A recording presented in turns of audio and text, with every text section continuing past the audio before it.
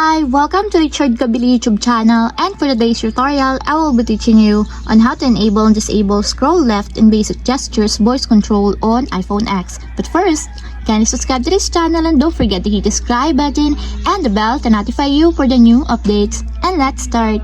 Using your iPhone X from your home screen first, go to Settings. Then in the settings, scroll down and find the accessibility and then tap. Then in the accessibility, scroll down again and go to physical and motor section and then tap the voice control.